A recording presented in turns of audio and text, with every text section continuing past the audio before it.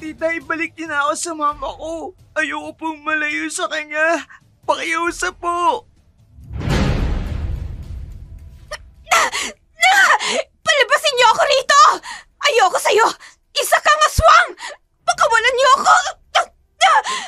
Wag! Wag! Isa ka na sa amin, at ang ating pinagsaluhan ay ang dugo ng aming angkan. Diyos ko, ano itong lugar na napuntahan natin dyan? Anak, nasa lungga tayo ng mga aswang. Mapapahamak tayo rito kung hindi tayo aalis. Sa buhay ng isang tao, hanggang kailan mo kayang panindigan ang iyong sarili? Hanggang sa kahuli-hulihan mong hininga ba? O hanggang maipaglaban mo ang isang taong napakahalaga para sa'yo? Magandang hapon po sa inyong lahat. Ito pong muli si Dark Shadow, ang inyong tagapagsalaysay. Ang kwentong tampok natin sa hapong ito mula sa padalang liham ng isa sa ating masugid na taga-subaybay. Tawagin na lamang natin siya sa pangalang Ana. Naganap ito mahigit 25 taon na ang nakalilipas. 20 anyos pa lamang noon ang dalaga sa liblib na bayan ng Pilar. Kapiyastahan noon sa kanilang bayan. Kadalasan, maraming dayong binata ang nagagawi sa kanilang lugar para lang makipagsayawan. Si Ana, wala pang kamuwang-muwang sa mundo. Makasiping lang ang isang lalaking minsang nakaagaw ng atensyon niya. Hindi niya akalain ng gabing yun magiging dahilan ng pagbabago ng kanyang buhay. Makalipas ang 9 na buwan.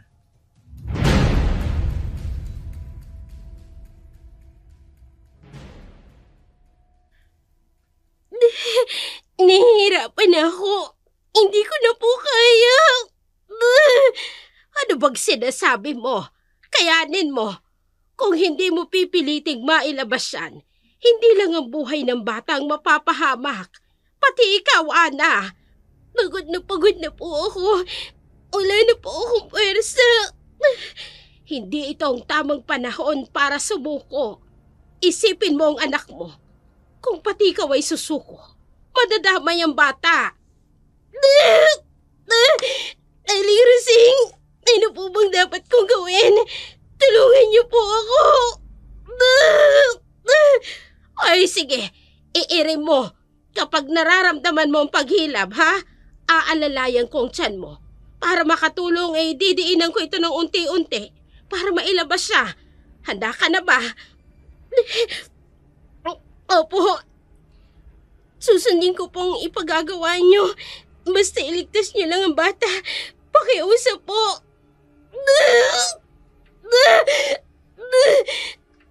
Ay, nakikita ko na ang ulo niya. Pakiramdaman mo ang sarili mo. Umiri ka kung kinakailangan. Opo.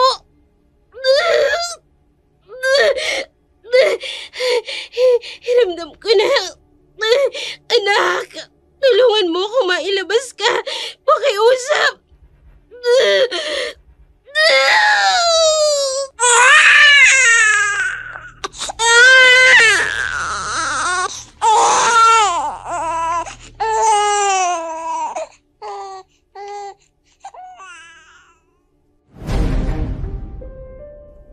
Ligtas na naipanganak ni Ana ang sanggol, ang batang naging dahilan ng pagbabago sa kanyang buhay.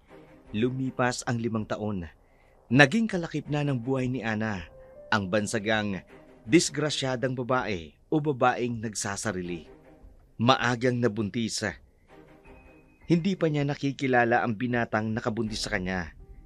Yan ang tsismis ng karamihan tungkol sa kanya na naging dahilan para hindi makihalubilo sa iba at intindihin na lamang ang kanyang anak.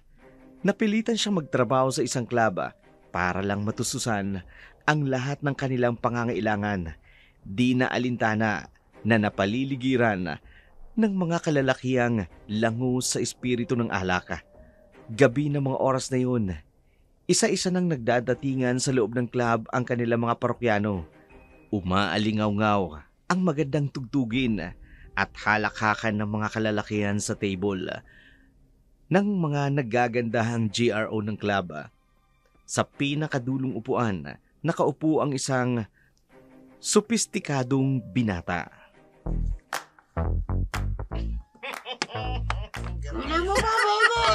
Son! Gano'n ba? Rito! Dito ko kasi. Hindi ka na! Huwag ka na pakipot kasi. Ang iingi talaga ng mga tauhan ko.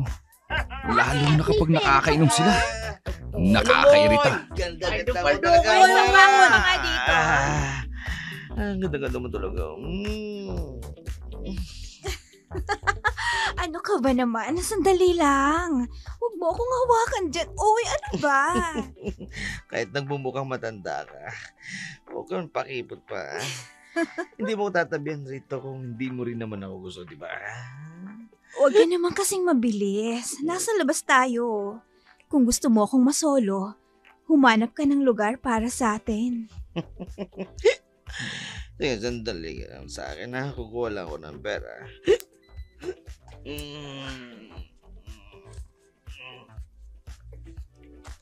Kung hindi lang talaga ako gustong magpalipas ng oras, hindi ako sasama at pupunta sa lugar na to. Baby! Bakit mo tinapon ang alak namin, ha? Hindi ko po sinasadya. Inawakan niyo kasi ang baywang ko eh. Umiwis lang ako sa pambabastos ninyo. Ito naman, bewang lang eh. Tabihan mo na lang ako. Halika! Ayoko nga! Kawawang Ana. Mukhang natipuhan na naman. Dapat lang yan sa'yo. Ano ba? Bitiwan mo sabi ako eh. Hindi ako GRO rito. Hindi ka naman magtatrabaho dito kung hindi ka bayarang babae. Halika na, halikan mo na ako. Isa lang akong serbedora. Hindi ako tulad ng ibang mga babaeng naririto na nakikitable sa mga lalaki. Ano ba? Halik lang naman eh. Yun lang naman hinihingi ko. Hindi mo pa ako mapagbigyan. Sinabi ng ayoko eh. Nakuha ang atensyon ng binata sa kumusyong namamagitan sa dalawa. Napalingon siya rito at nakita ang babaeng kinukulit ng lalaking lasing. Hinahawakan ang magkabilang balikat, pinipilit ilapit ang mukha nito sa mukha ng babae. Natabig nga nito ang lamesang nakalagay sa tabi nila. Tatayo na lang sana siya para pigilan ang gulong yun nang makita niya ang matapang na pagsampal nito sa lalaki. Nabuhal ang lasing sa kanyang kinatatayuan. Mabilis na nakatakbo ang babae papalayo.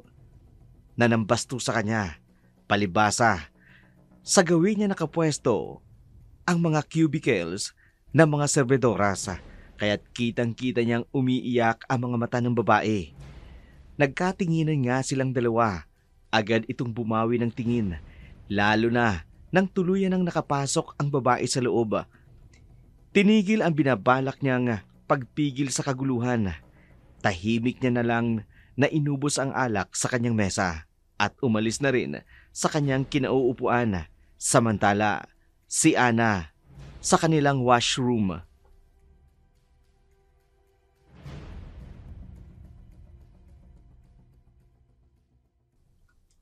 Kung walang hiyang yun, hinawakan niya ako sa baywang. Gusto pa akong halikan. Ana girl, okay lang ba? Nakita ko yung ginawa sa'yo. Sinaktan ka ba ng hayop na yun? Munti ka na. Kung hindi lang talaga ako nakapalag, malamang nagawan niya na ako ng masama. Eto minom ka muna ng tubig. Kalmahin mo ang sarili mo. Salamat talaga. Mabuti na lang talaga. Agad ko siyang nasampal. Dapat lang yun sa kanya, no? Naku, mag-iingat ka na lang uli. Alam mo naman sa ganitong klaseng trabaho, mapag-iinitan ka talaga, lalo pat maganda ka. Hindi mo talaga maiiwasan pag-interesan. Kung hindi ko lang talaga kailangan magtrabaho para sa anak ko, hindi ako magtsatsagang magtrabaho dito. Speaking of anak, kanina may tumatawag sa line natin, hinahanap ka. Nakaulitan na nga si Mama Sang. Sige, salamat. Si Jen, bigla akong namiss ang boses ng pinakamamahal kong anak. Baka sa mukha ni Ana ang kaba at takot. Nung tinungo niya ang landline area sa kanilang club, dahan-dahang pinindot ang numero ng teleponong ginamit na kanyang anak sa pagtawag. Palibasa, kapitbahay lamang nila ang kaibigan niyang may-ari noon, kaya madaling nakapunta ang bata sa kinaroroonan ng landline.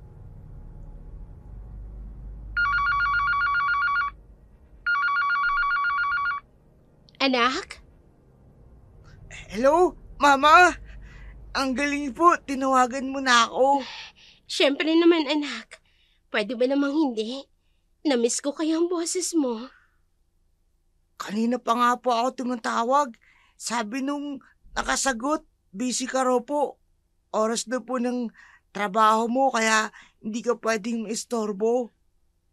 Pagpasensyahan mo na ang nagsabi nun sa'yo, ha? Mainit lang ang ulo nun. Bakit po siya ganun? Ang taray niya po, tapos parang sinasabi niyang bawal kitang tawagan. Ganun lang talaga ang amo ko. Kaya hayaan mo na, ha? Nakausap mo naman ako, di ba? Oo nga po, Mama. Kaya lang, may napansin po ako sa inyo. Ah? Ang boses niyo po, parang umiiyak kayo. May umaway po ba sa inyo dyan? Umiiyak? Ako? Opo. Rinig ko po sa boses po ninyo. Teka, Ah, sino po yan? Naku, huwag siyang pahuli sa akin. Ako makakalaban niya. Wala siyang karapatang saktan kayo. ang ina ko talaga. Wala. Wala namang nangaway sa akin. Napuwing lang ako. Grabe naman pong puwing na yan. Gaano po ba kalakit na paiyak kayo niya ng husto? Ang ina ko talaga, oo. Pinapatawa mo naman ako. Yan po yung gusto ko, Mama. Yung narinig kang tumatawa. Ayoko po kasing may nananakit sa iyo eh. Oo na. Masaya na ako. Kasi narinig ko na yung boses mo. Basta, Mama, pag uwi mo tabihan mo agad ako sa higaan para malaman ko agad kapag nakarating ka na. Oo naman. Dadalhan kita ng pasalubong. Pangako. Hindi, kahit wala na pong pasalubong. Sapat na po sa akin yung makauwi ka rito, makasama kita sa bahay ng ilang araw. Hayaan mo. Pag uwi ko dyan, magtatagal ako ng ilang araw. Para naman masulit ko ang off ko. Lalo na't kasama kita. Salamat po, Mama. I love you po. I love you too, anak.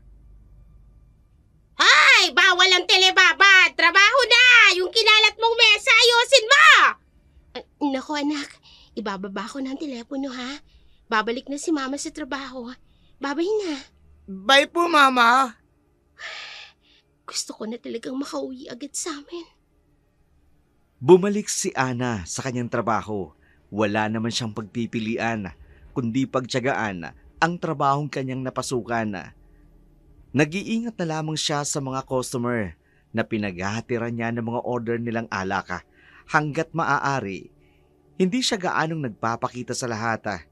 Tsinetsyempo niya lang kapag hindi gaanong lasing ang mga customer na nakakaharap niya. Natapos niya ang huling linggo ng buong buwan sa kanyang pagtatrabaho. Meron siyang 4 na araw na nakalaang day off.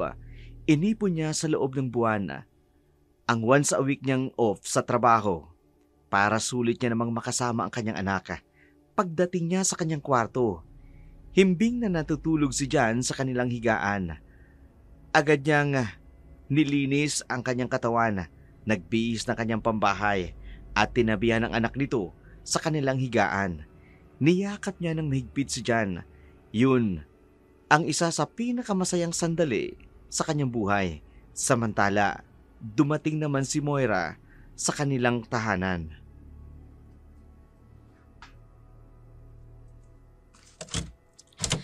Ay, OMG. Nakauwi na rin ako sa wakas. Oh, Moira! Aling Rosing, gising pa kayo? Si Mama, nasa bahay ba? Wala. Mukhang hindi yun makakauwi ngayong gabi. Alam mo naman ang trabaho nun. Hmm, ang mapagkunwari kong stepsister, dumating na rin ba? Nauna lang sa'yo ng konti. Papasok na ako sa bahay namin. Ayoko ulit makitang pagmumukha niya. Aba, ikaw pa talagang may ganang umasta ng ganyan. Ibang klase ka talaga, Moira. Sampid ka lang naman dyan sa pamamahay nila. Pero kung tratuhin mo si Ana, parang ikaw pang mas may karapatan. Una sa lahat, wala kang pakialam sa kung anong meron ng pamilya namin. Landlady ka lang ni Ana. Kung may problema ka sa akin, huwag mo akong kausapin. Nakoy, pasalamat ka. Hindi kita isinusumbong sa mamamamahan mo. Yang mga ginagawa mong pagtrato kay Ana. Dahil siguradong isusumpa ka rin niya kapag nalaman niya ang totoo. Kung gano'n ho, kapag nagalit sa akin si Mama, alam ko na kung sinong pagbibintangan. Ay siya, pumasok ka na sa loob. Wag na wag ko lang talagang malalamang sasaktan mo si Ana. Ako ang makakalaban mo. Well, go! Alagaan mo nakakandiring babaeng yon. Tribida masyado. Kung hindi mo lang kaibigan si Maria, hindi kita pakikitunguhan ng maayos. Yang anang yan, parang Jollibee. Bida-bida. Nakakainis talaga. May araw ka rin sa akin. Pumasok si Moira sa kanilang kwarto. Umiiwas na makatagpo niya si Ana. Sa tinutuluyan nitong paupahan, katabi lang ng kanilang bahay. Nakita niya si Ana nung isang gabing papauwi siya ng club. Ayaw niyang malaman ito na pumupunta siya roon tuwing bakante ang kanyang oras. Kinaumagahan, maagang nagising ang mag-inang Ana at Jan. Sumaglit na umalis si Ana para lang bumili ng kanilang almusal at iniwan si Jan na mag-isang naglalaro sa labas ng kanilang inuupahan. Napansin ni Moira ang bata. Kaya nang makita niya ito, nasabi niya sa kanyang sarili, hindi siya makapaniwalang malaki na ang kaisa-isa nitong anak. Papalayo pa lamang si Aling Rusing sa bata nang nilapitan ito ni Moira at kinausap. Sa di kalayuan, may isang paris ng mga mata ang tahimik na nagmamasid sa kanila. Johnny boy, huwag kang lalayo. Diyan ka lang sa tapat ng bahay niyo maglaro, ha? Opo, Aling Rusing! Hi, bata. Hello po. Ikaw ba yung anak ni Ana, di ba? Opo. Ako si Tita Moira. Naalala mo ba ako? Yung stepsister po ng mama ko. Tama po ba ako? Oo, tama ka. Alam mo, matalino kang bata. Mabuti na lang, hindi ka nagmana sa mama mo. Mana po ako sa mama ko. Maganda po siya tsaka matalino. Kaya ako po si Johnny Boy. Ang gwapo boy at matalino boy. Ay, nagpapapaniwala ka sa mama mong walang alam. Huwag mong inaaway ang mama ko. Di ako natatakot labanin kayo. Sandali. Nagbibiro lang naman ako, John. Isa pa, kung inaaway ko ang mama mo, kakausapin ba kita ng ganito, ha? Hindi po kasi nakakatawa yung biro ninyo. Ayoko po nung nakaririnig ng hindi maganda tungkol kay mama. Okay, sige, fine. Okay, para makabawi ako sa mga nasabi ko sa mama mo, kunin mo tong ibibigay ko sa'yo. Ano naman po yan? Mani! Alam mo, bagong luto yan. Binili ko lang yan kanina bago ako umuwi ng bahay. Ang cheap po ninyo. Pero tingnan ko, mukhang masarap ah. Oo, masarap talaga yan. Mainit-init pa. Ayan, sige lang. Tikman mo. Salamat po. Mamaya ko na lang po kakainin. Hihintayin ko po si mamang makauwi. Kainin mo na. Mani lang naman yan eh. Hindi naman yan makakasama sa'yo. Bakit po parang kulit-kulit nyo? Bakit parang gusto nyo sundin ko kayo kung kailan ko kakainin? Sabi kasi ni mama, wag daw basta kakain ng kung ano-ano hindi niya alam. Ay, nako. Basta tikman mo na lang. Isa lang. Tapos yung iba, edi mamaya. Heto. Malutong po at medyo mapait. Teka, akala Akala ko po mani. Baka yung bawang lang ang nakain mo. Kaya naman mapait. Bawang? Hoy, teka! Teka, sandali lang, hoy! Saan ka pupunta? Johnny boy! Hoy! Jan pala ang pangalan ng batang yan. Kumpirmado. May batang nakatira dito tulad ng edad na sinasabi ni Boss. Siya na nga kaya ang anak ni Bossing? Mabilis na pumasok si Jan sa kanilang inuupahan. Pumunta sa kanilang kwarto. May hinahanap sa drawer. Ang isang bagay na ginagamit nila kapag nahihirapan siyang huminga. Ikinalat niya sa loob ng drawer. Inisa-isa ang mga laman habang tumatagal. Napapahinto na siya sa kanyang pagkilos. Unti-unti nang nanghihina. Napipigilan ng kanyang paggalaw sa kakapusan ng hangin. Naglilitawan ang malalaking pantal sa kanyang katawan. Tuluyan na itong napahiga. Dumidilim na ang paningin. Anino na lang ang taong nasa pintuan ang kanyang naaaninag. Tuluyan na siyang nawalan ng ulirata. Diyos ko! Jan! Anak! Jan! Aling Rosing! Tulong! Tulungan niyo ho ako! Ay, ano ba kasing nangyari? Hindi ko ho alam. Nakita ko na lang siya puro pantal sa katawan at walang malay rito sa kwarto. Tulungan niyo po ako. Ay, tumawag na tayo ng masasakyan. Dalhin natin sa ospital ngayon din. Ay, kung magtatagal pa tayo, baka kumapano pa ang anak mo eh. Tara na! Naging maagap si Ana. Nakuha niya ang inhaler na gamot ni John. Agad na pinindot ang inhaler at pilit na pinahinga ang anak. May nagbagandang loob rin na maghatid agad sa kanila sa ospital. Ipinasok ang bata sa emergency ward. Tiningnan ang kalagayan nito.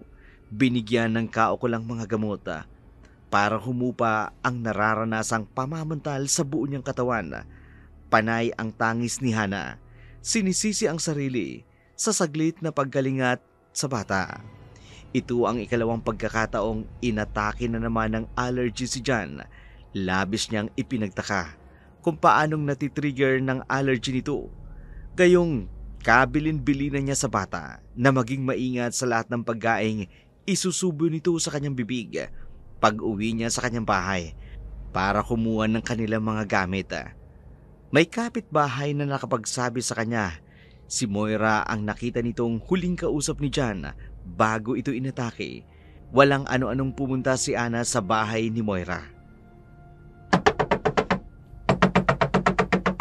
Hoy, ano ba yan? Kakatok lang eh. Kailangan pang ganyan kalakas? Talagang nang-aasar ka ah. Nilakasan mo pang pagkatok? Sino? Huli ka rito, babae. Ano ba? Aray ko! Ang Ba't hindi talagang galit mo sa akin, ha? Kaya pati anak ko dinadamay mo. Ano ba? Aray! Ano ba pinagsasasabi mo? Wala akong ginagawa sa anak mo! Wala? Wala ba talaga? May nakapagsabi sa akin. Ikaw ang huling kausap ni Jan bago siya atakihin ang allergy niya. Aray! Ano ba? Bitawan mo sabi ko! Wala ka talagang puso. Kasalanan mo kung bakit inatake ang anak ko. Muntik na siyang mapahamak. Kung nataong hindi ko siya nabutan, siguradong patay na siya ngayon. At kung mangyari yun, mapapatay rin talaga kitang babae ka. Sige! Gawin mo! Akala mo ba natatakot ako sa'yo, ha? Sige! Try me! Lumapit ka sa akin. Gigilitan ko talaga yung liig mo. Bakit mo ba ako pinagbibintangan? Nakikipagkwentuhan lang ako sa anak mo. Oo. Pagkatapos, nilaso mo ng pagkaing ibinigay mo. Ang kapal talaga ng mukha mo. Inagaw mo na sa akin ang atensyon ng mama ko. Pati anak ko ipapahamak mo. Ilang ulit ko bang sasabihin sa'yo, hindi ko naman intensyong ipahamak ang pamangkin ko. Binigyan ko lang naman siya ng pagkain. Malay ko bang bawal sa kanya yon? Huwag mong matawag-tawag na pamangkin ng anak ko. Hindi tayo magkadugo. Nakikipagkwentuhan lang ako sa kanya. Masama na agad ang tingin mo. Kung idadamay ko siya sa galit ko sa'yo, hindi ko na dapat siya trinato ng tama. Ang dumi ng utak mo. Hindi pa ba? Muntik nang mapahamak naman ako sa pagtratong sinasabi mo. Kaya huwag mong sabihin na hindi kita pwedeng pagbintangan sa ginawa mo. Okay, fine. Kung talagang yan ang nasa utak mo, bahala ka na. Pero itong tatandaan mo pagbabayaran mong lahat ng ginawa mong to sa akin. Hindi lang ikaw.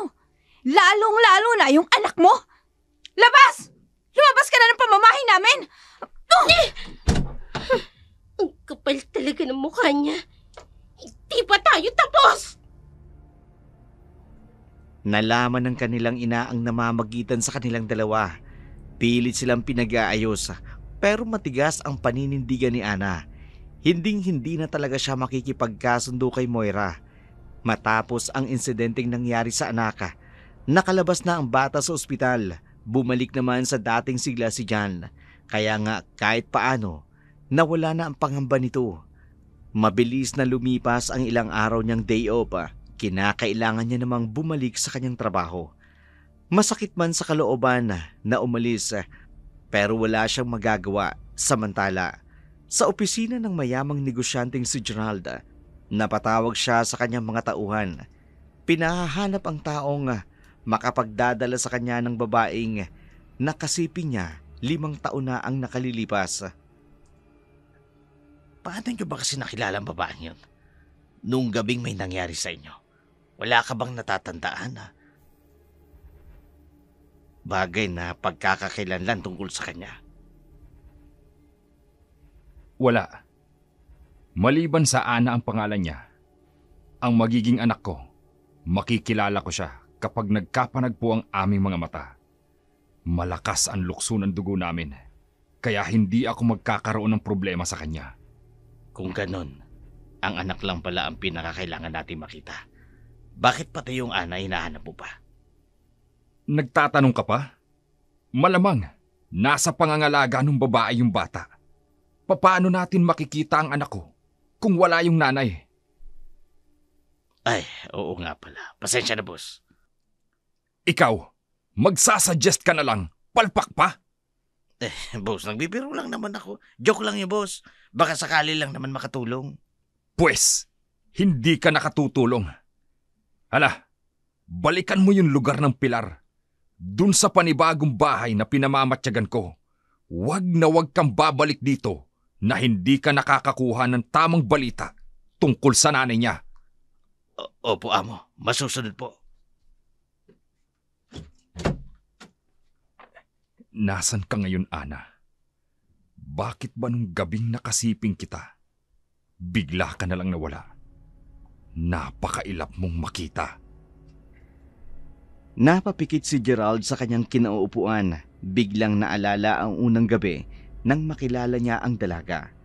Bilog ang buwan noon at kagagaling niya lang sa isang napakahalagang pulong ng kanilang angkan. Sa lugar ng Pilar, napadaan siya sa isang kapiyastahan.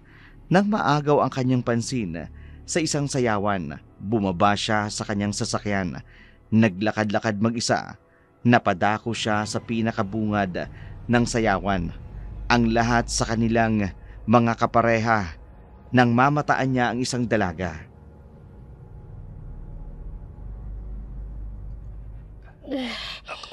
Dokong Moirang yun Pinainom ako ng alak. Tapos iniwan lang ako. Gising pa ang karamihan sa mga naririto. Ano bang meron dito? Malalagot ka sa akin kapag nagkita tayo. Hahanapin ko siya.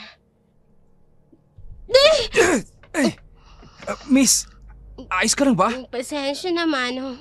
Nabangga tuloy kita. Nagmukha pa akong matanda sa babaeng to. Matanda na ba ang itsura ko? Hindi ko talaga sinasadya. Nihilo lang talaga ako. Kung maglalakad ka ng ganyan, malamang, mamaya lang pupulutin ka na sa kangkungan. Manong, baka naman pwedeng tulungan mo na lang ako.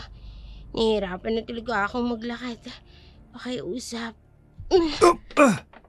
Halika, kumapit ka sa akin. Ang lakas mo pala. Nagawa mong buhatin si Ana. Lasing ka ba talaga?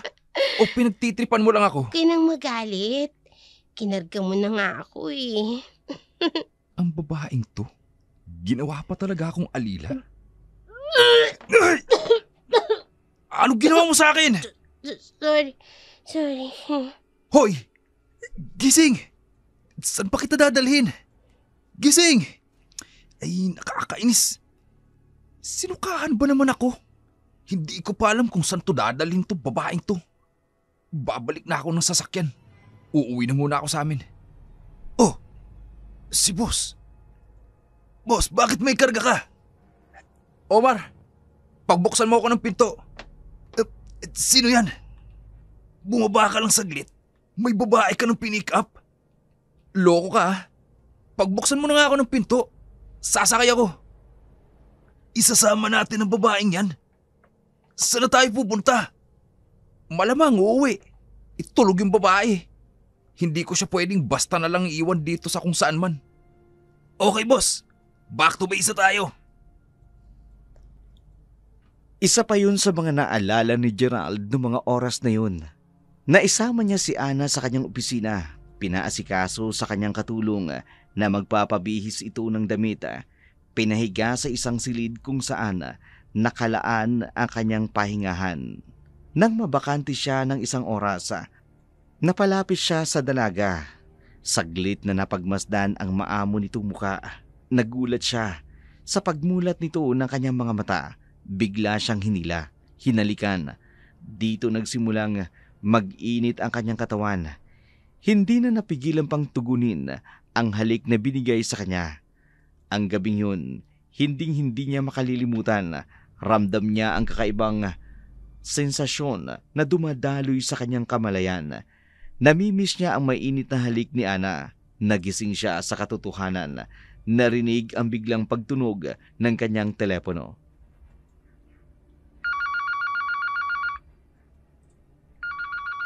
Nakatulog pala ako.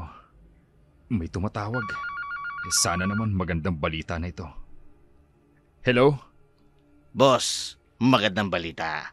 May natagpuan kaming Ana ang pangalan sa lugar ng Pilar. Walang asawa.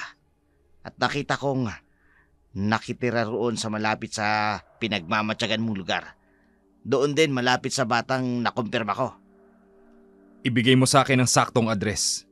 Pupuntahan ko.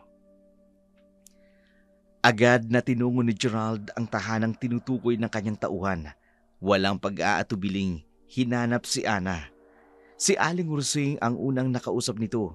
Siya rin naman, dating Aling Maria. Nagulat ang matanda kung bakit hinahanap ng isang mayamang lalaki ang kanyang anak. Sinabi ni Gerald ang pakay na anak noong una. Noong una, itinanggi pa nitong kasama nila si Ana. Wala kasi siyang tiwala sa mga taong maaaring nagpapanggap lang, lalo na sa taong ngayon palang nakakilala. Umalis si Gerald nang hindi malang nakita ang kanyang mag-ina. Nangako namang babalik ito, oras na magkaroon siya ng pagkakataong mapuntahang muli ang kanilang tahanan.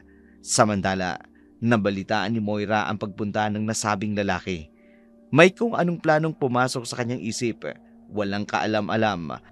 Ang lahat sa biglaan niyang pagpunta sa paupahang bahay ni Ana. Nakita niyang tahimik na naglalaro ang bata sa loob ng bahay. Jan! Shh! Jan! Tita Moira? Buksan mong pinto. Dali! Ayoko po. Magagalit si Aling Rusing.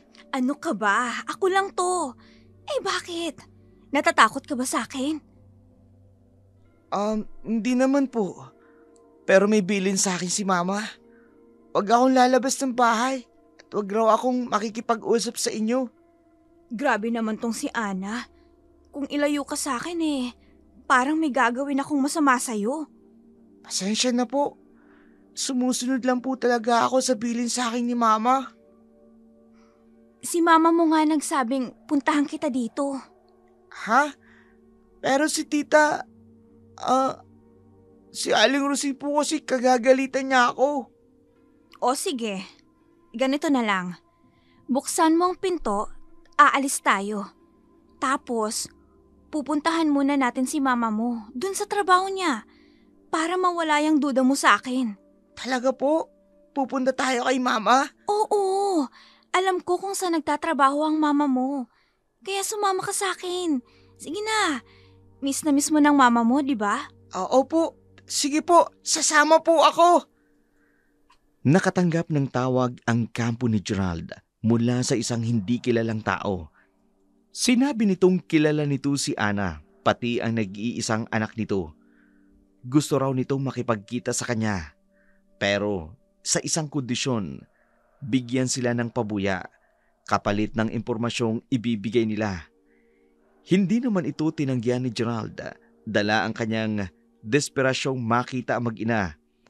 Pinadala niya ng pera ang informanta at ibinigay sa kanya ang numero ng taong sinasabi nilang si Ana. Tinawagan niya ang numero at narinig sa kabilang linya ang boses ng isang babae. Dito nabuhayan ng loob si Gerald. Sa wakas, magtatagpo na rin ang kanilang mga landas. Samantala sa biyahe, umiiyak ang batang kasama ni Moira. Nakadama ito ng kaba. Nagsinungaling si Moira pagkakita nila ng kanyang Mama Ana. Isa pala itong patibong.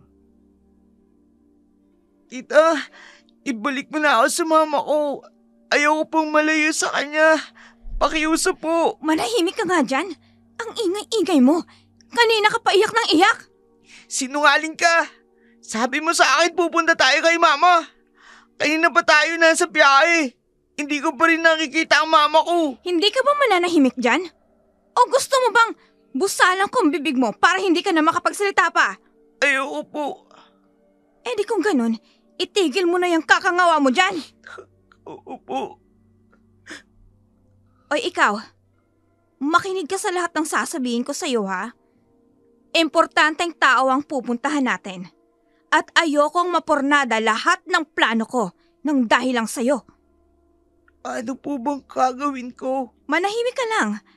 At huwag kang bastang sasagot kapag hindi ikaw ang kausap. At isa pa dyan, kapag tinanong ka kung sino ko, gusto kong sabihin mong ako ang Mama Ana mo. Ha? Ikaw ang mama anak ko. Magsisinungaling ako? Oo.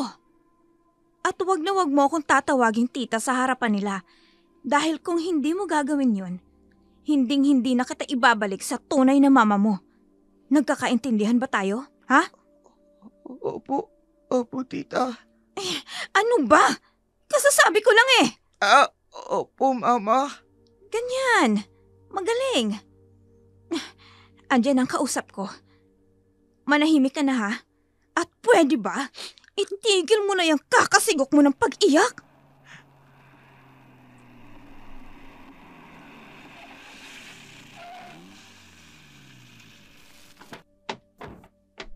Madam Ana! Ako nga. Nandyan na ba ang tatay ng anak ko? Magkikita na kayo. Maya-maya lang. Sa ngayon, mag-convoy muna kayo sa amin. Madam. Sige. Talagang napaka-misteryoso ng lalaking ito. Susunduin na lang kami. Sa alalay pa. Nakakawalang gana. Tita? Ano ba? Nakalimutan mo na bang pinag-usapan natin? Jingle po ako eh. Pwede po bang lumabas muna ako saglit ng sasakyan? Maghintay ka. Susubukan ko lang tawagan yung kausap ko. Nang makausap ni Moira ang kanyang kausapa, tahimik lang na nagmamasid si Gerald nang dumating ito. Nakaupo ito sa likuran ng upuan ng minamanihong sasakyan ni Omar. Pinagmamasdan ang ginagawa na mag-ina sa gilid. Bigla siyang napaismid. Sa wakas, makakapiling niya na rin ang anang pinahahanap niya. Kaba at takot ang kanyang nadarama. Ngayon lang sila muling magkikita ng babae. Hindi niya alam kung ano ang magiging reaksyon nito kapag nagkaharap na silang muli. Bumalik na ang dalawa sa sasakyan. Umusad ng muli ang kanilang biyahe. Patungo sila sa Villa Fontellas, ang ancestor house ng pamilya ni Gerald. Samantala, sa paupahang bahay naman ni Ana. Aling Rosing, bakit ngayon niyo lang sinabi na nawawala ang anak ko? Ngayon ko lang talaga nalaman na wala siya sa bahay mo. Hindi rin ako sigurado kung anong oras pa siya nawawala. Diyos ko, ang ina ko. Saan ka na ba nagpuntang bata ka, oo? Baka nandyan lang sa tabi-tabi, naglalaro. Subukan nating ikutin ang paligid. Jan? Anak? Nasaan ka na? Nandito na si Mama! Johnny boy! Anak! Ana, kumalma ka muna. Makikita din natin siya. Huwag kang mag-alala. Paano hindi ako mag-aalala? Hindi ko alam kung saan ko hahanapin ang anak ko. At bukod pa roon, may sakit siya. Baka kung may makain siyang masama sa kanya at hindi ko magawang mailigtas siya. Aling Rosine, si Jan na lang ang tanging meron ako. Kung mawawala pa siya sa akin, paano na ako? Gagawa tayo ng paraan. Amo, pupunta ako sa mga kapitbahay natin. Magtatanong-tanong, baka may nakakita sa kanya. Jenny! Anak, nandito na si Mama! Umuwi ka na! Jenny! Oy, si Johnny, may kabong hinahanap ninyo. Ay, may nakakita raw sa kanya. Kasama ng isang babae. Maganda at sexy ang suot. Ay, maganda at sexy. Oy, saan papunta? Aba, hindi namin alam. Ano ba kasi ginatupag mo, babae ka? At para pabayaan mo ang anak mo, responsibilidad mo nga lang ang bata, hindi mo pa magampanan. Totoo nga ang bali-balita. Makati ang babaeng ito. Hindi na nahiya. May anak ka ng isa. Iniwan mo lang sa bahay mo. Tapos, nagtrabaho ka pa sa club. Isa kang immoral! Immoral! Ay, kakapal ang mukha ng mga Immoral? to. Pero wala akong pakialam. Murahin niyo ako't lahat. Ang buhay ng anak ko pa rin ang mahalaga. Kailangan ko na talaga siyang makita. Bahala kayo dyan. Hoy! Kayong mga maritis, kayong mga baklita kayo. O ano? Kung wala kayong maitutulong, abay manahimik na lang kayo. Tinatanong lang naman kayo kung nakita nyo yung bata. Kung ano-ano pang sinasabi nyo. Hala, pagsiuwi na kayo, mawala kayong kwenta. Uwi! Hoy! Di wag kayo magtanong sa amin! Tayo na nga! Layasan na natin ang dalawang yan! Bahala kayo maghanap sa mga anak ninyong nawawala, mga babaya, immoral!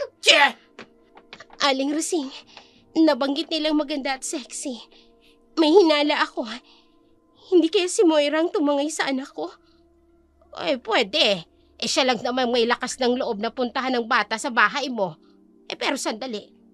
Anong gagawin niya sa bata? Bakit bigla niyang tinangay? Si Mama, kailangan ko siyang makausap. Magbabaka sakali akong alam niyang dahilan ng pagkuha ni Moira sa anak ko. Nagkasagutan sina Ana at Maria. Hindi kasi nito nabanggit sa kanya ang pagpunta ng isang lalaking estranghero. Ang paglihim nito sa kanya ang naging dahilan para mag-away silang mag-ina. Pinatulayan lang nitong mas malaki ang pabor na binigay nito kay Moira kaysa sa kanya. Tuluyan ang nanlumo si Ana sa kanyang kinatatayuan. May binabalak si Moira kay Jan. Hindi nila alam kung saan nila ito hahanapin. Wala silang mapagpipilian. Buhay ng anak niya ang nakasalalay. Hindi siya titigil hanggat wala siyang nakukuhang lead kung saan nga ba niya hahanapin ang dalawa. Samantala, sa Hacienda Fontellas. Boss, bakit ganyan kayo makatingin sa sasakyang nakasunod sa atin? Bakit ba pakiramdam ko hindi siya yung Ana na hinahanap ko? Ho? Paano naman mangyayari yun? Yung bata po kamukhang kamukha ninyo. Imposibleng hindi nyo anak yun. Hindi ako duda ron sa bata. Dun sa nanay, dun ako nagdududa. Boss naman, pinunta na natin sila sa bahay nila. At natatandaan ko ang babaeng yun, ang kausap ng bata. Nung gabing pinuntahan nyo ako roon, siya ang nakasama nito ng mga oras na yon. Tiningnan mo lang? Hindi mo mismo kinumpirma kung ang anang ang yun ang kausap niya. Boss, hindi na po malayo Loko ka talaga. Magtatrabaho ka na rin lang, hindi mo pa inayos. Boss naman, anak mo lang naman talaga ang sadya natin, di ba? Bakit patayo si Ana gusto mo pang maisama? Ano bang pakialam mo? Kailangan ko pa bang ipaliwanag sa yung dahilan? Tauhan lang kita. Boss, kalma lang. Yang mata mo namumula na naman sa galit. Kasalanan mo to. Hindi mo inaayos ang trabaho mo. Pwede man sigurong ibalik natin yung babae kapag hindi siya, di ba? O di kaya ipagtyagaan nyo na lang. Maganda naman siya, sexy. Sira ulo ka talaga. Alam mo ang tunay kong ugali. Hindi ako basta-basta naaakit ng pisikal na kaanyuan. Mataas ang standard ko sa pagpili ng magiging ina ng tagapagmana ko. Hindi ako tumitikim ng pinagsawaan na ng iba. Sorry na, boss. Bilisan mo na ang pagmamaneho. Pagdating natin sa mansyon, ipaghahanda ko siya ng seremonya. Sa makalawa na ang kabilugan ng buwan. Sige po. Kayo po, bossing. May kutob talaga akong hindi siya si Ana. Susubukan ko bumalik muli sa pilar na mag-isa. Magbabakasakali ako. Tuliro na ang isip ni Ana. Hindi magkandamayaw kung saan hahanapin si Jan. Isang gabi, inabutan siya ng napakalakas na ulan sa kakahuyan. Mag-isa siyang naglakad pabalik sa kanyang inuupahan. Masama ang loob nito. Sinisisi ang sarili sa kapabayaan niya. Nagulat pa siya sa biglang pagidlat, dahilan para magulat siya. Napatakbo siya sa pinakamalapit na waiting shed na kinaroroonan niya. Maputik at madulas ang daan. Nang akma niyang ihahakbang ang kanyang kaliwang paa, nawala ang kanyang panimbang.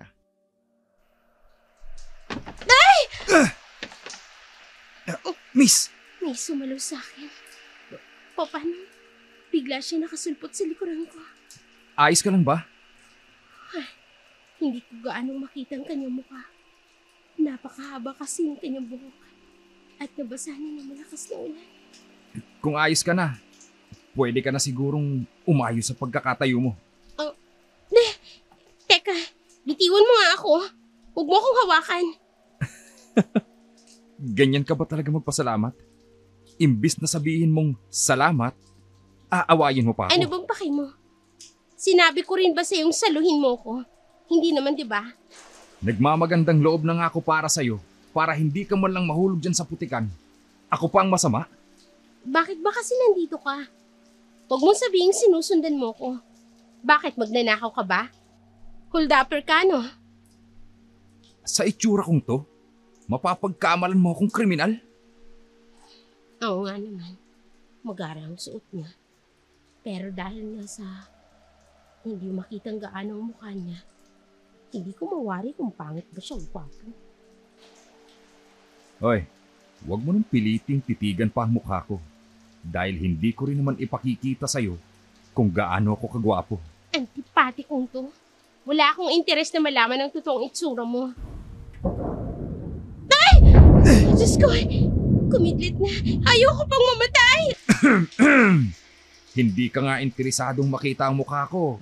Nakayapos ka naman sa braso ko. Oh. Ay! Diyos ko! Sige, pagbibigyan kitang yumapo sa akin hanggang sa tumigil ng ulan. Pero oras na huminto na to, maghihiwalay na tayo ng daan. Nakakainis talaga. Utang na loob ko pang samahan niya ako sa gitna ng ulan nito. Yung kidlat naman kasi. Alam kong masama ang loob mong samahan kita rito. Pwede naman kitang iwan kung gugustuhin ko. Pero paano? Ang higpit ng pagkakahawak mo sa braso ko. Huwag mong isipin ginusto ko to, ha? Wala lang talaga akong choice. Ay, naku. Kakainis. Sa dilim ng paligid, hindi namamalaya ng dalawa kung ilang oras na silang nakaidlip magkatabi roon sa waiting shed. Maghahating gabi na nang magising si Gerald. Bumangon na ito. Hindi pa pwedeng abutan siya ng 12:00 sa daan. Malapit na magkabilugan ng buwan. At maaaring malaman ng babaeng yun ang tunay niyang anyo. Umalis na siya sa tabi na nakaidlip pa ang dalaga sa upuan ng waiting shed habang hinihintay nilang tumila ang ulan. Nakatulog ito sa kanyang tabi. Hindi niya magawang gisingin ito. Kailangan niya makabalik sa kanila. Naalimpungatan siya nang marinig ang malakas na huni ng mga palaka sa palayan. Nagmamadaling bumangon at nagmamadaling umuwi. Magkakasakit kasi siya kung magtatagal pa siya sa ganung ayos. Iwinaksi sa isipan ang lalaking kanina lang ay nakasama niya. Wala siyang oras na isipin ito. Ang totoong problema niya ang pagkawala ni Jan. Samantalang sa Hacienda Fontellas. Bata, halika na. Kanina ka pa hindi kumakain. Baka magkasakit ka. Ayoko. Ako pagagalitan ako ni boss kapag nagkasakit ka. Ikaw pa naman ang pinaka-importante sa kanya. Sabi ng ayoko eh. Manang-mana ka sa tatay mo. Kung anong gusto niya, yun ang susunod. Omar? Anong problema? Boss, wala naman. Ito kasing bata ayaw kumain eh. Ayaw? Hindi pa ba siya kumakain mula pa pagkarating dito? Opo, boss. Kaya nga nag-aalala ko eh. Baka magkasakit eh. Ako ang masisi ninyo. Pag-igihan mo ang trabaho mo. Nakamasid si Mama sa lahat ng ginagawa mo sa apo niya. Apo, ako bang tinutukoy ng lalaking ito? Bakit kung tingnan ako ng taong ito parang nakangisi? Nakakaloko yung tingin niya. Bata, ano ang pangalan mo? Huwag kang matakot sa akin ha. Hindi kita sasaktan. Binilinan ako ni Mama. Huwag ako magdadaldal. Hindi pwede ako makipag-usap sa estranghero. Shh, uy, huwag mo siyang sasagutin ng ganyan. Naku, bata ka eh. May pinagmanahan ka talaga sa pagiging suplado mo. Po? Wala, ang sabi ko ang gwapo mo. Kumain ka na. Nakakatuwang batang ito. Para akong nakikipagtalo sa batang version ko. Bakit po kayo tumatawa? Natatawa lang ako sa'yo. Mamaya, pwede ba kitang masolo? Marami akong itatanong at sasabihin sa'yo. At gusto kong maging tapat at totoo ka sa akin. Sige po. Johnny boy? Anak? Nandito ka lang pala. Kanina pa kita hinahanap. Oh, excuse me, Mr. Bakit mo kinakausap ang anak ko? Napadaan lang naman ako. Pasensya na. Omar, ikaw na ang bahala sa ating bisita. Yes, boss. Ang suplado ng isang yan ah. Tinanong ko lang, nilayasan ako. Sayang, gwapo pa naman. Madam, magpunta muna kayo sa inyong silid. Maya-maya lang ay magsisimula na ang handaan para sa inyong pagdating. Magbihis muna kayo ng porman lang damit. Nakalagay po sa kwarto ninyo. Ganun ba? Sige. John, dito ka lang ha?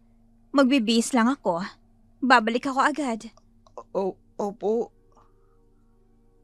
Umiiwas ng tingin ang bata sa nanay niya. May away ba ito mag-ina? Kailangan malaman ko. Hindi pwedeng hindi ko malaman kung anong dahilan ng ganyan nilang tinginan. Pinaghandaan pala nila ang pagdating namin dito. Ano kaya ang sunod na mga mangyayari mamaya? Para may iniisip siya. Tinitingnan niya ba ako? Ako ang alalay. Dakilang alalay. Pero kung makatingin siya, susundan ko siya. Baka kung may binabalak siyang kung ano. Kakaiba ang naging pakiramdam ni Moira sa loob ng asyenda kahit alam niya na ang pagdiriwang na yun ay para sa kanilang dalawa ni Jan. Lumabas na siya sa kanyang silid at pumunta sa pagdarausan ng handaan. Nakita niya ang kabuang ayos ng bulwagan. Hindi tulad ng karaniwang handaan na maraming tao ang nagsisipagdalo. Samantala ng mga oras na yun, iilan lamang sila. Si Gerald, kasama ang dalawang matanda na kung iistimahin niya, higit na ito sa 80 taong edad. Itinatago lang ng kanilang totoong edad ang kahanga-hanga nilang kasuotan, luma, maluwang, at may mga disenyong antigo na hindi basta makikita sa kung saan. Nakahatag sa maliit na bulwagan, ang mga iyon ang mga kakaibang disenyo ng seremonya. Mga ginintuang malalaking banga, mga nakahilerang itim na mga kandila sa paligid. Kumakalat sa paligid ang usok ng insensong ngayon niya palang naamoy. Pilit siyang ngumingiti sa kanyang mga nakakasalubong kahit ang totoo, kabado si Moira. Boss! Handa na ba kayo? Sige na, kapag tinawag kita, ikaw na ang bahalang magpasimula ng seremonya. So MC ako ngayon. Driver na, katiwala pa sa event. Ngayon ako magsisimula ng seremonya. Thank you sir sa pagtitiwala. Bakit ba pakiramdam ko? May hindi magandang mangyayari. Yung lalaking nagsusuplado sa akin kanina, siya pala ang host ng gabing ito? Magandang gabi sa inyo, Mama, at ang aking pinakamamahal na lola. Ngayong gabi, makikilala na natin ang mag-inang matagal na nating hinahanap. Omar, pasimulan mo na ang pagdiriwang. Ang tambol!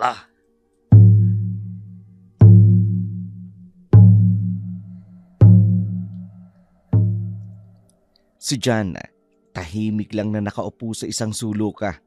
Pinanunood ang mga nangyayari sa handaan. Sa saliw ng tugtugin, kumikilos na si Gerald. Lumapit na kay Moira. Inayayahang pumagitna sa maliit na bulwagan. Ang sayaw na iyon ang naging panimulang seremonya nila.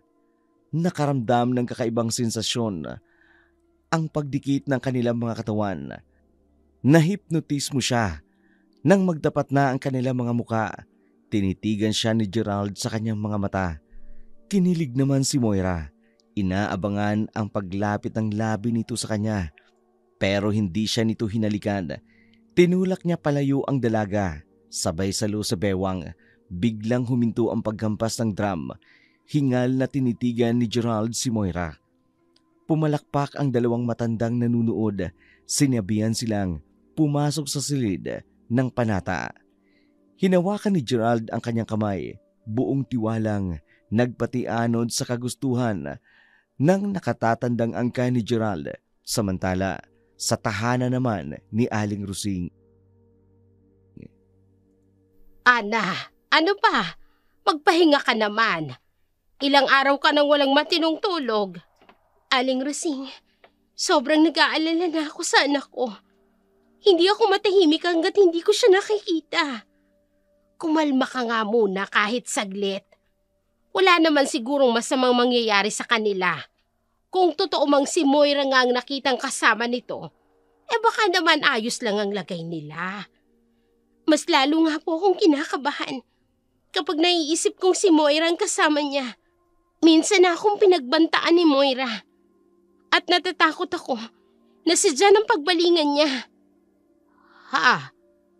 Anong ibig mong sabihin? Isa po, natatakot ako dahil may karamdaman si Moira. Bata pa lang ito noon. Nakaranas na ito ng pang-aabuso sa kanyang tunay na mga magulang. Naging dahilan yun para magkaroon siya ng bipolar disorder. Bipolar? Iyong bang may dalawa siyang katauhan sa iisang katawan? Opo, Aling Rusing. At maaaring ang isang bahagi ng katauhan niya ang nag-udyok sa kanyang tangayin si John. Hindi natin alam kung anong pumasok sa isip niya para madamay ang anak ko. Pero may hinala ako. May kaugnayan nito sa lalaki nagpunta sa bahay namin noong isang araw. Ay Diyos ko, baka kung maulit muli yung nangyaring pag-atake ng allergen ni John, paano na lang kung pabayaan niya ang bata? May pagkasinto-sinto pala yung Moirang yon. Kaya nga po ako kinakabahan. Kung hindi pa ako kikilos, baka mahuli na sa akin ang lahat.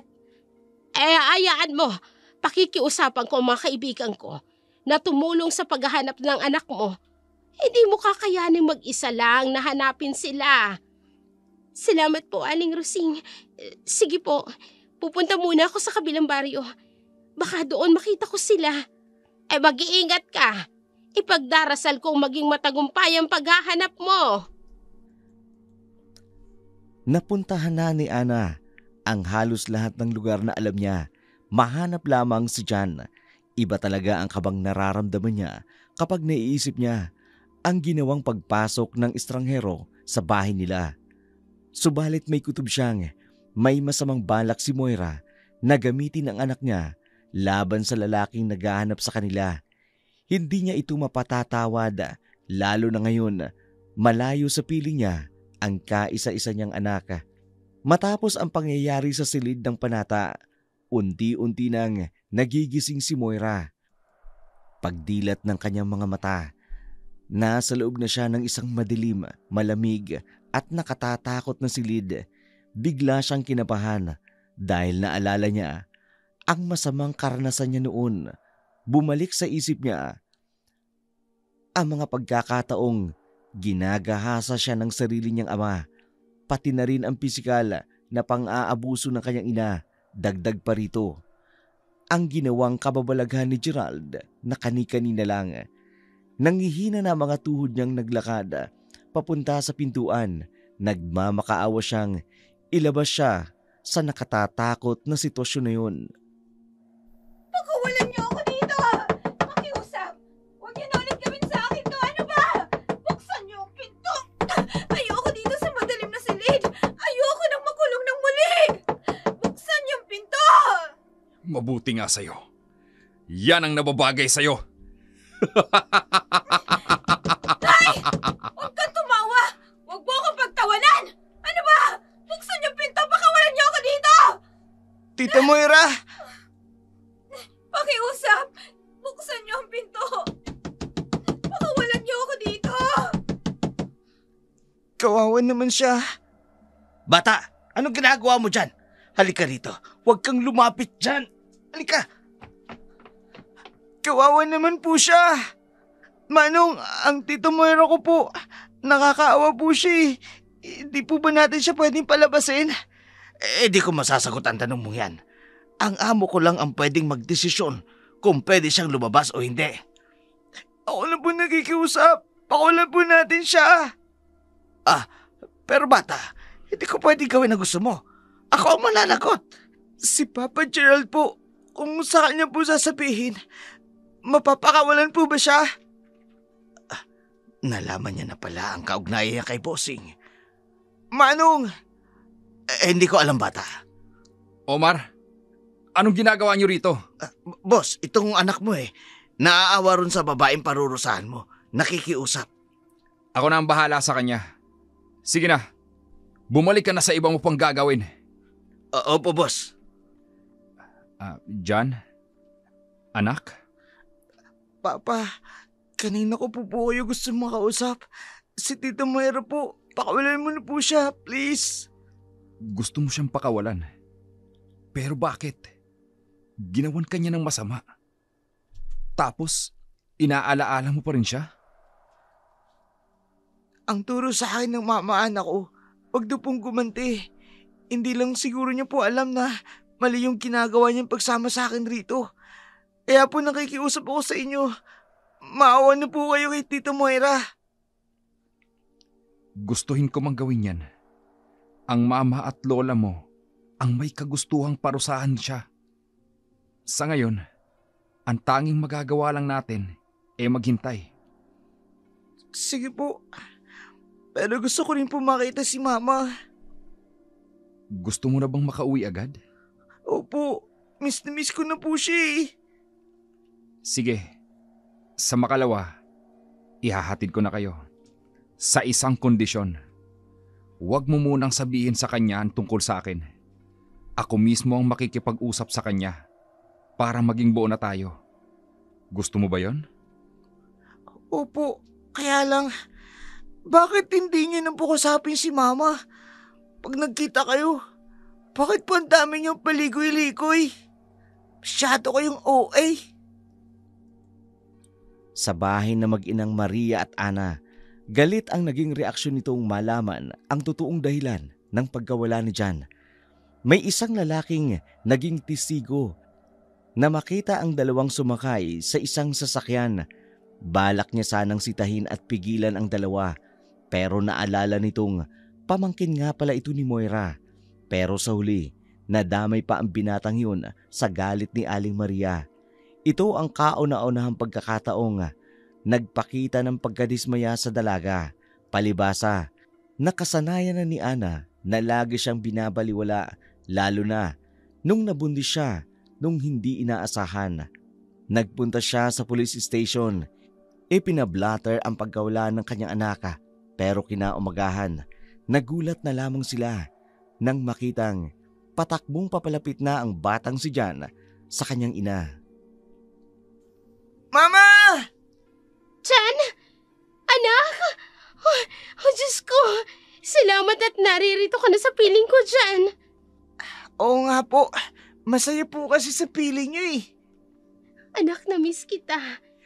Teka, paano ka nakauwi rito mag-isa? May naghatid po sa akin. Sino? Nasaan sila, ha? Saan ba kayo nagpunta? Tsaka bakit ganyan ang itsura mo? Ang tita Moira mo, bakit hindi mo kasama? Ikwento mo lahat sa akin ang nangyari sa'yo. Sandali lang po. Ang dami niyo pong tanong. Alin po ba doon ang una kong dapat sagutin? Sagutin mo ang unang tanong ko. Sinong naghatid sa'yo at nasaan ang tita Moira mo? Nakaalis na po yung naghatid sa akin, pero si Tita Moira po, andun po siya sa dati niyang inuupahan. Inihatid na po siya ron nila. Nino, sinong naghatid sa inyo? Sasabihin ko na ba kay Mama? Pero nangako ako kay Papa. Anak, hindi mo na ako sinagot. Sinong kasama mo pabalik rito? Nakalimutan ko po yung pangalan niya. Basta po mabait siya. Napakasaya ko po, Mama. Bakit nga? Nawala ka ng ilang araw. Halos mabaliw-baliw na ako sa kakahanap sa'yo. Ang mahalaga po, nandito na ako. Kasama ko na po kayo. Puntahan mo na lang po si Tita Moira. Mabuti pa nga. Mananagot talaga sa akin ang babaeng yan. Nang malaman ng ina ni Ana ang pagbabalik nito, nagtungo ang dalawa sa dating kwarto ni Moira. Ilang iskinita lang ito mula sa kanilang bahay. Kaya saglit lang, narating agad nila ang lugar. Susugurin na sana ni Ana si Moira, pero hindi niya magawa. Kakaiba kasi ang itsura niya. Malayo sa dati niyang maayos at sopistikadong kondisyon. Umiiyak ito at nagsimulang bumulong ng kung ano-ano sa harapan nila. Hindi maintindihan ni Ana ang kanyang nararamdaman, awa ba o galit. Nagpaiwan si Aling Maria sa paupahan. Nais niyang maiayos ang kalat na nagawa ni Moira sa kanyang silid, habang si Ana naman hindi maiwasang mag-isip kung sino ang may kagagawa nito kay Moira. Maging si Aling Rusing ay nabahala sa biglaang pagbabago nito. Ana, ano ba talaga kasing nangyari? Bakit nagkaganon yung kinakapatid mo? Hindi ko nga alam, Aling Rusing. Maski ako nagulat. Pati sa anak kong si Jan. Iba yung sayang nakikita ko sa mukha niya. Kinikilabutan tuloy ako. Hindi kaya kinulam yung kinakapatid mo. Panay raw ang bulong nito sa kanyang dating kwarto. Nagrereklamo na yung ibang mga nakatira ron. Gustuhin man naming ilipat siya rito. Hindi namin magawa. Natatakot kaming lahat na masaktan niya. Baka naman na narabis siya, hindi kaya? O naglalaway ba? Nagiging agresibo? Para bang hindi niya alam ang ginagawa niya? Malaki ang galit ko sa kanya. Lalo na nang tangayin niya ang anak ko. Pero hindi ko namang ginustong mangyari to sa kanya. Nakakatakot. Parang hindi basta karma lang yung nangyari sa kanya. Ang anak mo, tinanong mo na ba? May nabanggit man lang ba ito tungkol sa mga nangyari sa kanila? Nung mga araw na nawala sila. Nag-aalangan ako, Aling Rusing. Ayokong mawala sa mga mata ni Jan ang kislap ng kaligayahan. Natatakot akong malaman na may madilim palang nangyari sa likod ng mga ngiti niyang yun. Ayokong mangyari yun. Ikaw na rin mismo ang nakapagsabi na baka nga may nakatagong masamang pangyayari sa dalawa. Baka naman ikapahamak ng anak mo ang biglaang pagkatakot ng mga tao dahil sa pagbabagong nangyayari kay Moira. Iisipin nilang kasalanan ni Jan ang biglaang pagbabago niya. May punto ka, Aling Rusing. Naguguluhan na ako. Ano ba talagang dapat kong gawin? Ang mama mo, ano bang binabalak niya? Ipapakonsulta niya daw sa isang espesyalista. May hinala kasi siyang muling na-trigger na naman ang past experience ni Moira. Na mas pinalala pa nung nawala si Jan.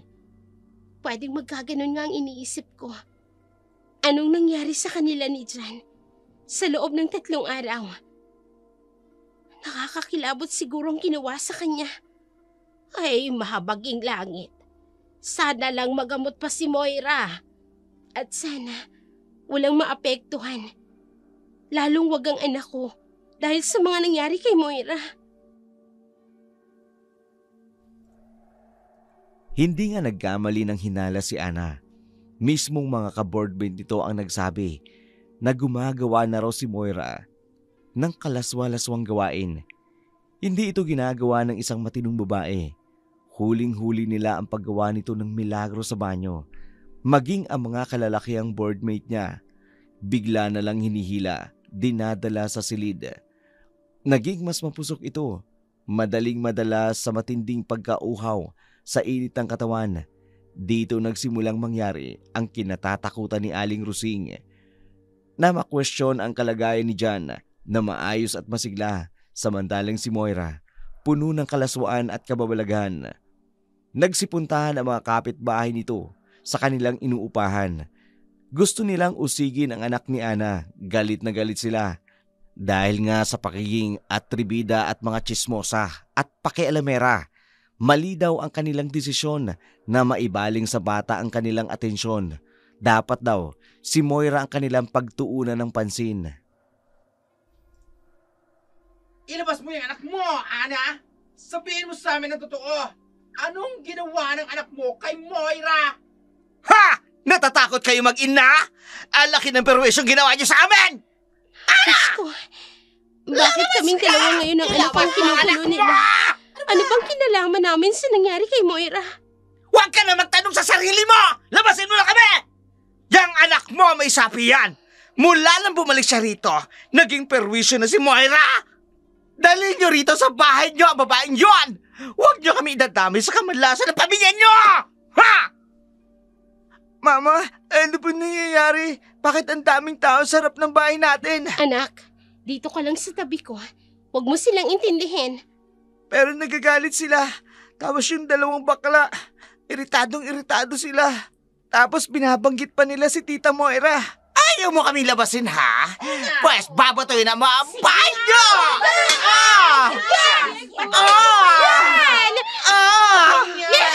Ano pa?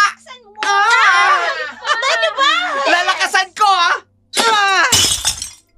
Mama, binabato nila tayo. Anak, dito ka lang sa akin. Baka tamaan ka ng bubog. Lumayas kayo rito! Mga perwisyo kayo, ha? Diyos ko, tulungan niyo po kami. Ilayo niyo po kami sa mga taong ito. Hoy! Anong ginagawa niyo? Bakit niyo binabatong paupahan ko? Ha? Kayo na naman? Wala talaga kayong kadala-dala, ano? Ilabas mo ang mga salot na yun dito! Kakalis ka sa namin para magtanda sa ganong perwisyo ng Moirang yan sa bayan ng Pilar! O ano bang pinagsasasabi niyo?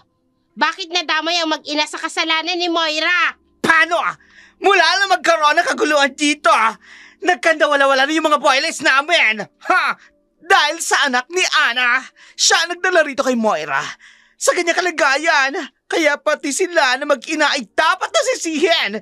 Ilabas mo yung 2, ha? Para hindi ka na madamay pa! Maawa naman kayo sa kanila. Wala silang kasalanan. Oy! Mama, ano gagawin natin? Galit na galit sila. Tignan natin! Ilabas Tignan natin mo yan! mga mga yan! Labas! Lumabas kayo! Labas! Labas! Labas! Labas! Kayo! Mama, ano gagawin natin? Galit na galit sila. Hindi ko na rin alam ano. Sa totoo lang, naguguluhan na rin ako. Hindi na ako makakabalik sa trabaho. Isinusukan na rin ako ng mga tao. Kaya hindi ko na alam kung saan tayo pupunta. Lalabas, Dumating si Aling Maria. Pinigilan ang kaguluhan ng mga tao. Ipinaliwanag ang kalagayan ni Moira. Dadali na raw ito sa pagamutan para mas maunawaan ang totoo nitong kalagayan. Pinakiusapan naman ng mga tao na hayaan na lamang ang mag-ina pero matigas ang mga ito. Pinaniwalaan nilang may kinalaman si John sa biglaang pagbabago ni Moira. Kaya kahit anong pilit ni Aling Rusing na makumbinsi ang mga tao, gusto pa rin nilang mapalayas ang mag-ina sa bayan ng Pilar. Walang nagawa ang mag-ina kundi lisanin ang kanilang tinitirhan. Kaya't gabi na'y umalis na sila sa inuupahan. Napagawi sila sa waiting shed para mag-abang ng masasakyan. Ang lupit ng mga tao. Hindi man lang nila tayo pinagbigyan. Ang sama nila, Mama. Lalo na yung dalawang bakla. Wala naman tayong ginagawang masama eh. Tapos pinalayas pa nila tayo. Sadyang mapanghusga ang mga tao. Hindi nila alam ang lahat ng kanilang ginagawa. Nabubulag sila ng takot. Wala akong pakialam sa kanila. Kung ayaw nila sa atin, ayaw ko rin sa kanila. Ikaw natututo ka ng magrason. Siyempre po, Mama, malaki na ako. Uy, may upuan po doon. Umupo muna tayo habang nag-aantay tayo ng masasakyan. Sige, ikaw na lang anak. Naalala ko bigla yung lalaking nakasama ko rito. Nasaan na kaya siya ngayon? Ay, may sasakyang huminto. Sino naman kaya ito? Bata! Manong, kayo po pala. Kumusta po? Ayos lang. Anong ginagawa mo rito ng alanganing oras? Gabi na. Bakit nasa labas pa kayo? Pinalayas po kami sa tinitira namin. Jan, ano ba? Di ba ang kabilin-bilinan ko sa'yo na huwag kang makikipag-usap sa kahit na kaninong estranghero? Oo nga pala. Naalala ko, kasama ko pala si Mama. Hindi ko napigilang ma-excite. Si Papa kaya kasama niya? Manong, bakit niyo po kinakausap ang anak ko? Sino ba kayo? Omar, itigil mo na yung pakikipagdaldalan mo. Umalis na tayo.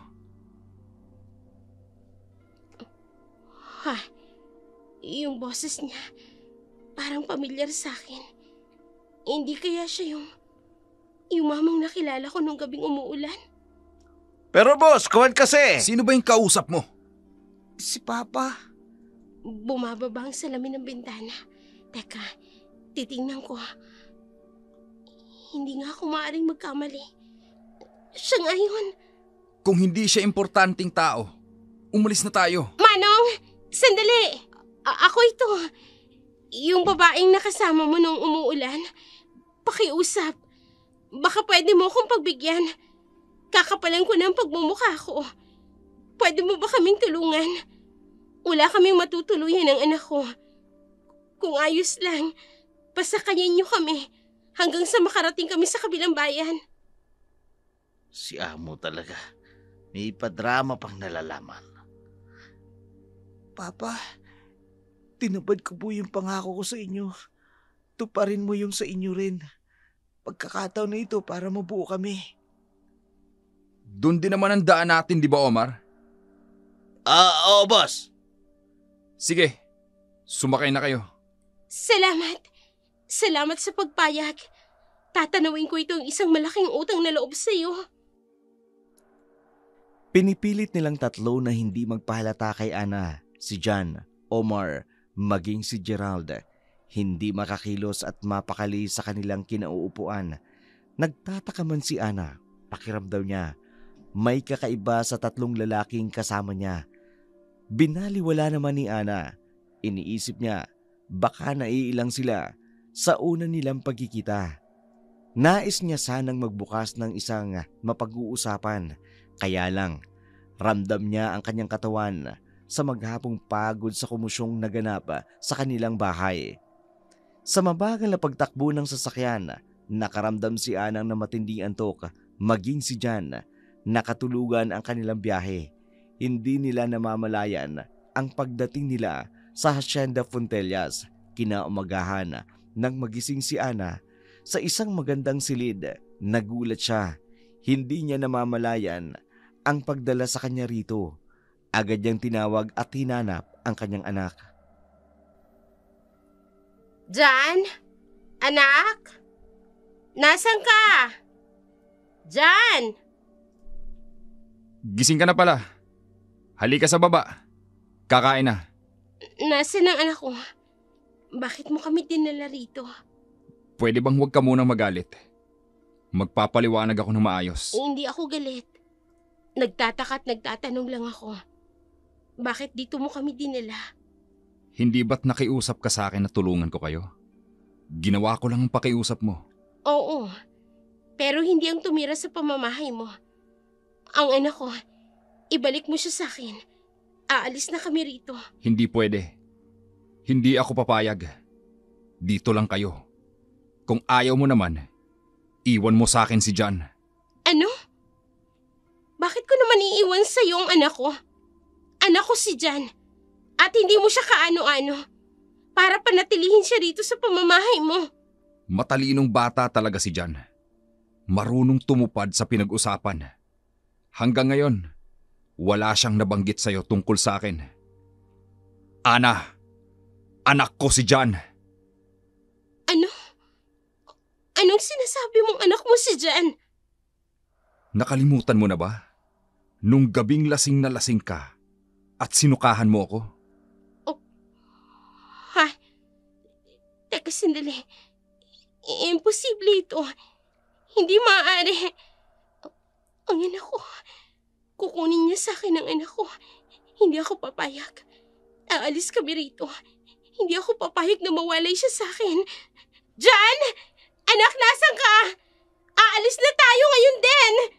Jan! Ana, sandali. Kumalma ka muna. Pakinggan mo ako. Paano akong kakalma? Kinukuha mo sa akin ang anak ko.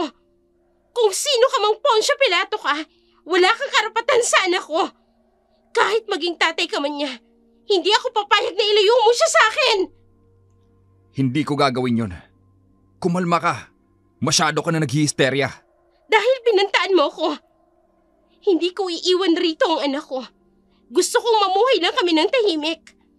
Pero dahil sa pagpapakita mo sa akin, lalo lang magugulo ang buhay namin. Jan, anak! Jan! Mama! Mama! Bakit niyo po ako tinatawag? Papa, kumusta po? Naipaliwanag niyo na ba kay Mama ang lahat? Jan, anak. Patawad. Galit ang mama mo. Anong ibig sabihin nito? Matagal nang alam ng anak ko ang totoo? Ako lang ang hindi nakakaalam? Magpapaliwanag ako. Huwag kang magagalit sa anak mo. Mama, sorry po. Makinig ka muna po sa amin ni Papa. Hindi po namin gusto maglihim at magsinungaling sa'yo. Sinusubukan lang po namin magtiwala ka kay Papa. Gusto pong mabuo yung pamilya natin. Mabuo ang pamilya? Matapos niyo akong pagmukhaing tanga? Pinagkaisahan niyo ko. Hindi niyo man lang inisip na mas magagalit ako dahil dyan sa ginawa niyo. Tama na. Halika na dyan. Aalis na tayo rito. Hindi ko nagugustuhin pang magtagal pa sa lugar na ito. Pero Mama, ayoko Huwag nang po. matigas ang ulo!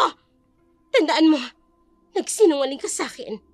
Kaya huwag mong isipin na ligtas ka na sa atraso mo. Tama na! Ayoko nang magpanggap na mabait pa. Isa lang ang gusto ko. Ang makasama ang anak ko. Tapos ilalayo mo siya sa akin. Hindi rin ako papayag. Diyos ko, ang mga mata niya, nalilisik sa galit. Anong nangyayari? John, anak, mamili ka sa amin ng mama mo kung kanino ka sasama. Sa akin ba o sa kanya? Ayoko pong mamili. Sa school, lagi na akong namimili kung ano yung tama at kung anong mali. Mahalaga kayo pareho sa akin. Di po ba pwedeng mabuo na lang tayo, Mama, Papa? Mama, pagbigyan mo na po ako. Ayoko magkawatak-watak muli tayo. Buo na tayo eh. Tsaka wala namang dahilan para mailayo ako kay Papa. Pakiusap, Mama. Pakinggan mo ako. Pumayag ka sa gusto. Sa gusto ni Papa. Kung ayaw mo matulad ang nangyari kay Tita Moira. Ha? Ngayon ko lang naalala. Bakit hindi ko naisip yon? Sila ang mga taong nakasama ng anak ko. Nila ni Moira. Noong mga panahong nawala sila. Ibig lang sabihin nun, sila rin ang may kagagawa ng lahat ng nangyari sa kanya. Mama, pumayag ka na. Anong desisyon mo sa sinabi sa'yo ng anak mo? Mananatili ka ba rito? O iiwan mo sa akin ang anak ko? Magsasakripisyo ako. Mananatili ako rito para sa anak ko. Pero wag mong nanaisin na papayag akong makasama ako rito bilang kabiyak mo. Hindi ko pa alam ang tunay mong pagkatao. Si Moira, gusto kong malaman ang totoong nangyari sa kanya sa bahay na to. Sinubukang makiharap ni Ana sa mga kasamahan ni Gerald sa asyenda. Ilang siyang makihalabilo sa mga ito. Baka sa mga mata nila ang panghusga sa kanya. Tahimik lang nilang pinagmamasdan ang bawat kilos niya. Dito na siya nang hinala na may kinalaman nga ang mga ito sa nangyari kay Moira. Matapos ang agahan, bumalik na siya sa kanyang kwarto, nagkulong at naghintay na lumipas ang 24 oras. Sa hindi inaasahang pagkakataon, naalimpungatan si Ana. Nauuhaw siya, napilitang maghanap ng maiinom.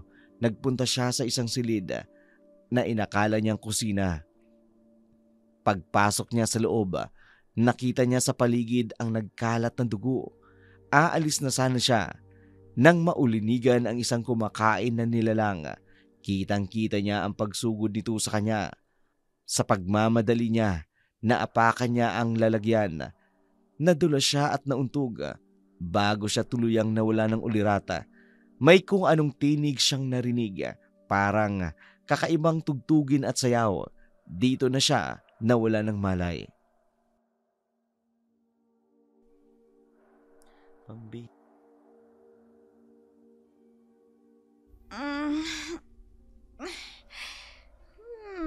Nagsayaw lang naman kami kanina. Pero bakit parang nalasing ako? Ana, handa ka na bang maging parte ng aming pamilya? Oo, handa na ako.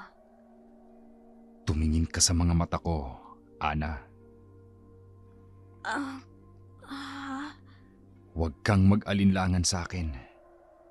Ako ito, si Gerald, ang tunay na ama ng anak mo. Gerald?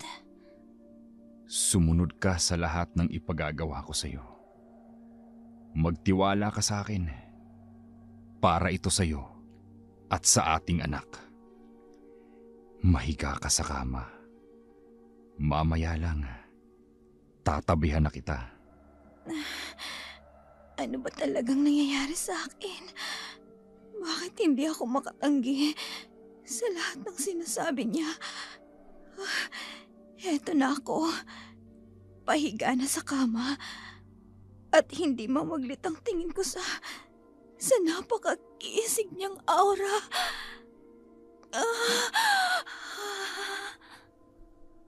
Lumapit si Gerald sa mesang nasa tabi ng kama. Kinuha ni Gerald ang sarong may laman. Bumigas ito nang sinaunang panalangin na ang kanilang mga aswang. Pumasok sa silid si Omar. Dinala ang isang lalagyan. Hindi kita ang loob nito, kaya binaliwala lang ito ni Moira. Sumilip sa siwang ng isa sa pinto si Jan. Gusto niyang malaman kung anong kaganapan. Nagpunta naman si Omar sa kanilang pinto. Ipinagpatuloy nito ang paghataw ng tambol ng seremonya. Bumalik si Gerald sa higaan. Tinabihan si Moira. Napakainit ng paligid. At habang tinitingnan mo ko, lalo ako nasasabik sa'yo. Gerald. Ana, Ilang saglit pa, tuluyan ka ng magiging akin. Gerald, teka, anong ginagawa mo? Huwag kang ngang maghubad sa harapan ko. Wala pa nga akong ginagawa. Ungol ka na ng ungol.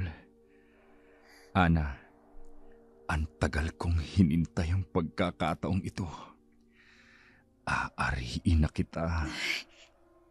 Napakakisig mo, Gerald.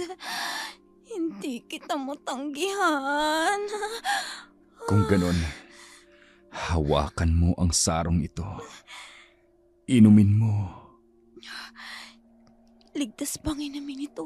May duda ka ba? Ako ang unang iinom at sumunod ka.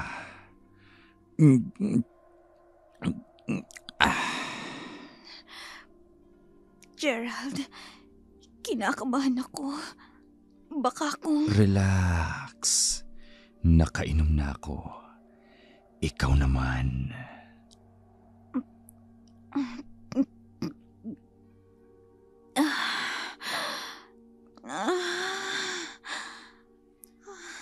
Naganap na. Ang sarong ito, ang simbolo ng bagong pagbubuklod ng ating mga sarili. Biyaya kung tapat ang hangarin. Kaparusahan naman kung may balakin kang maitim. Bakit ganito ang lasa? Ano ba to? Espesyal na uri ng alak.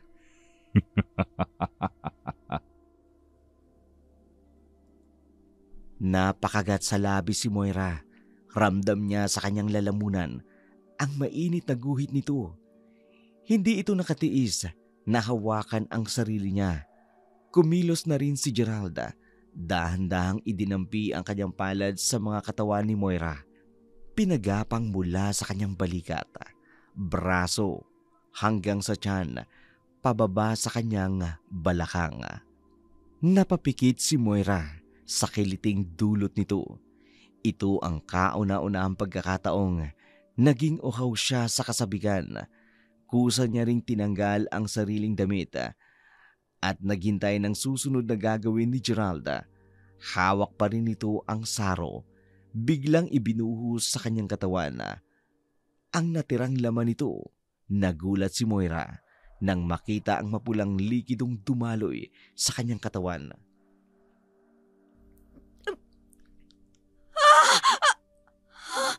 Ano yan? Isa ka na sa amin at ang ating pinagsaluhan ay ang dugo ng aming angkan. Dugo? Pinainom mo sa akin to? Hindi. Hindi mo na pwedeng isuka pa yan. Pumunta ka rito at inialay mo na ang sarili mo. Wala ka nang magagawa kundi harapin ang kapalaran mo, Moira. Tinawag niya ako sa totoong pangalan ko. Ibig sabihin, nabunyag na ang pagpapanggap ko. Hindi. Ano na ngayon ang gagawin ko? Ngayon mo makikita ang tunay kong anyo.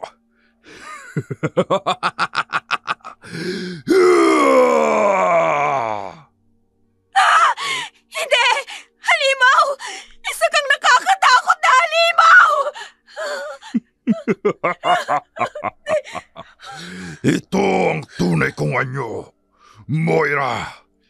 Ikaw ang magiging kasalo ko sa gabi ng aking kagutuman. Hindi! Palabasin niyo ako rito! Ayoko na! Nakakadiri ka! Hindi! Ipinakita niya na ang tunay niyang anyo. Kakaiba ka pero hindi ako matatakot. Tulad ng sinabi niya sa akin kanina. Palabasin niyo ako rito! Ayoko sa'yo! Isa kang aswang! Pakawalan niyo ako! Wag! Wag! Wag! Nanlaki ang kanyang mga mata. Hindi lang iisang aswang ang nagpakita sa kanyang harapan. May 2 aswang pang sumulpot sa likuran nito. Sinasadyang takutin siya para lang parusahan ito sa kanyang pagsisinungaling. Pinatigil ni Gerald ang seremonya. Dinig na dinig sa labas ng silid ang walang tigil na pagwawala ni Moira. Si Jan naman, bumalik sa kwarto nito. Humiga sa kama at nagpahinga.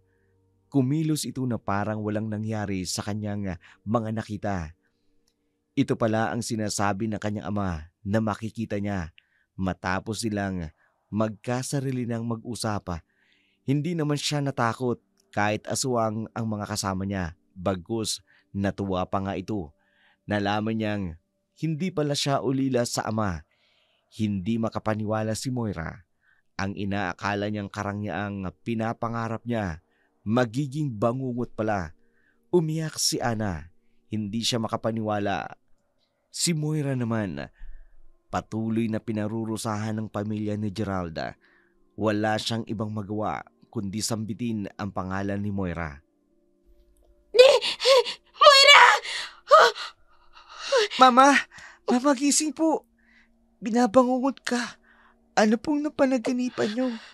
Jan, ko. Diyos ko, ang bahay na ito, nakakatakot ang mga tao rito. Anak, tara na. Umalis na tayo rito. Hindi tayo dapat magtagal sa pamamahay na ito. Hindi tayo ligtas sa poder nila. Tara na, umalis na tayo ngayon din. Po, ano po ba sinasabi niyo?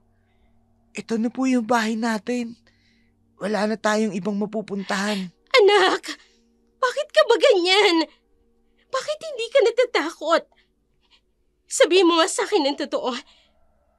Alam mo rin ba ang lihim na pagkatao ng tinatawag mong Papa Gerald? Sinabi niya rin ba sa'yo kung anong totoong nangyari kay Tita Moira mo? Alam ko na po ang lahat. Kitang-kita po ng 2 kong mga mata kung paano pong pinarusahan nila Lola at ni Papa si Tita Moira. Diyos ko! Anong lugar ang napuntahan natin dyan? Nasa lugar tayo ng mga aswang.